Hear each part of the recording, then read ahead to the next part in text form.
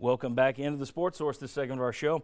Brought to you by Madisonville Marine. Boy, I've been saying this all day. Great local company, been around for more than 40 years. Folks, you're not around for more than 40 years unless you're a great local company.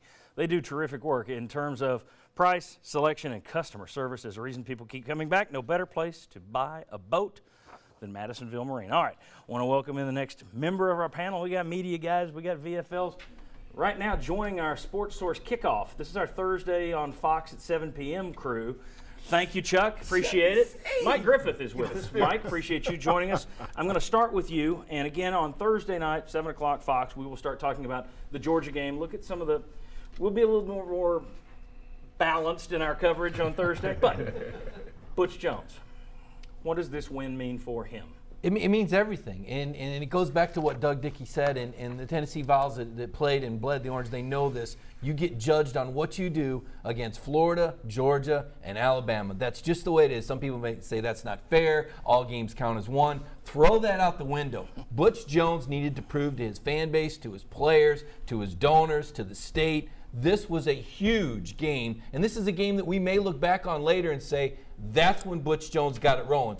Provided they beat Georgia next week. That's what I was going to say. In terms of how much goodwill does this buy you in this day and age? It's tough, man. Does this go away if you lose to Georgia? It's Tennessee. This is what comes with 100,000 seats and orange and white and checkerboard and tradition. This is part of the job. All summer, all I heard was, if they just beat Florida, it's a good year. And I thought, yeah, we'll see.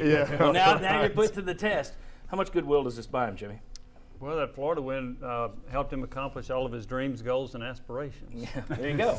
And not a bad start. It was a big game. I agree with Mike. It was huge for Butch Jones, huge for the program. They needed to get that monkey or gorilla off their back, and they did it. They did it in spectacular fashion in the second half. And I think, we could just tell a difference. I've done a couple of shows since then. The difference in the tone of the callers and how great it was, and how one woman called in and said she even started crying on the air. She was so emotional about that win. So that's it meant a lot. Did she own hotels and restaurants in Knoxville? There you go. Probably going to help the economy a little bit. That's my sponsors are all happy today too. That's one of the interesting things is it was so bad in the first half. I think a lot of people were, you start that clock. Once you start the doomsday clock, it's hard to stop it. You don't know how long it's going to take, but once people jump off that boat, you can't get them back in. There were people, they were on the edge, and that second half pulled them back in. Sterling and Will, let me ask you very quickly, got about a minute here. Let's go. You had a sellout crowd. Well, you sold out all your season tickets all year. The atmosphere over there yesterday was like the 90s.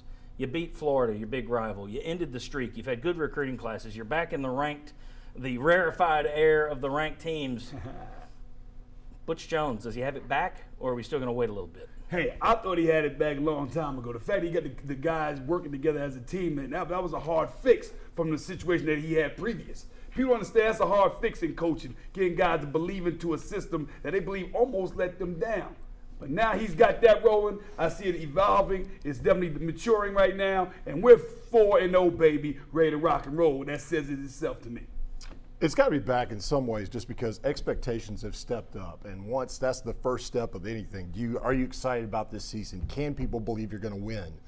And in this game, in this way, that they put that belief back that you can beat some of these rival teams. You can beat a Florida. You can go for the SEC East champion. You might be able to still be in Atlanta. That's what this game brought you. Now, you still got to go full out this season and get there. So, but they've taken that next step of we actually can see that being a possibility with this coaching staff. And the thing, this is the first time in 9 years Tennessee hadn't lost its opening SEC game. Right. Which is an amazing stat. Yeah. So you're also 4-0 for like the fifth time or sixth time since 1974. It's some insane same number like that. So, usually it's hard to get over that Florida hump. It is a major step forward. I think there were a lot of people that thought, well, he can get you here, but he can't get you here. Well, okay, now he's got you here, and I know everybody's going to move the line. Yeah, well, what about Atlanta? Well, what about a national title? Well, but the manner they did one it, step John, at a time. that was a historic game. Regardless of what happens, that is a game people are going to talk about for decades. Yes, agreed. All right.